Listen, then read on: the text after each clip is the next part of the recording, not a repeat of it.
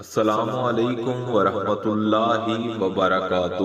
معزز سامعین، حضرت آدم علیہ السلام اور ہرنوں کا واقعہ آپ کی خدمت میں پیش کرنے جا رہے ہیں۔ بیان کیا جاتا ہے کہ جب حضرت آدم علیہ السلام زمین پر تشریف لائے تو زمین پر رہنے والے مختلف حیوانات ان کی زیارت اور سلام کے لیے حاضر ہوئے۔ آپ علیہ السلام نے آنے والے جانوروں کو ان کی حیثیت اور منظرت کے مطابق دعا فرمائی۔ ہرنوں کا ایک غول جب آدم علیہ السلام کے لیے ان کے پاس آیا تو حضرت آدم علیہ السلام نے ان کی پشت پر شفقت سے ہاتھ پھیرا اور ان کے حق میں دعا فرمائی، جس کے نتیجے میں حق تعالی نے انہیں نافع مشک عطا فرمایا۔ جب یہ ہرن نافع مشک لے کر اپنی قوم میں گئے تو دوسرے ہرنوں نے کہا، آج ہمیں تم سے عجیب سی خوشبو آ رہی ہے جو آج سے قبل خوشبو تم میں نہیں پائی جاتی تھی۔ یہ خوشبو کہاں سے لائے ہو؟ ہرنوں نے کہا، ہم خدا کے بندے حضرت آدم علیہ السلام کی زیارت کے لیے گئے تھے، انہوں نے پشت پر دست شفقت پھیرا اور ہمارے حق میں دعا فرمائی،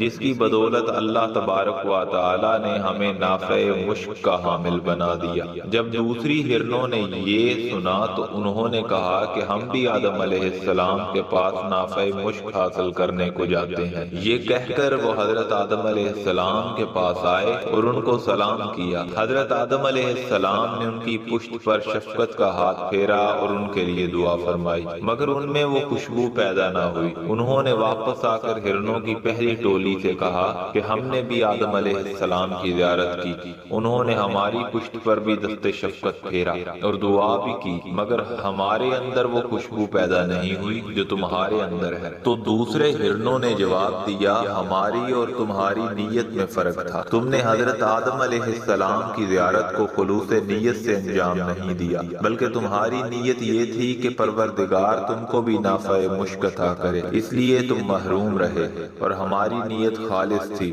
لہذا حق تعالی نے ہمیں اس خوشبو سے نوازا، اور خوشبو قیامت تک ان کی نسلوں میں باقی اور قائم رہے گی۔ پس جو بھی اپنے عمل کو خلوص نیت سے اللہ کے لیے انجام دے گا تو اس کے آثار اور برکات اس کے لیے اور اسی طرح اس کے لواحقین کے لیے روز قیامت تک قائم رہیں گے۔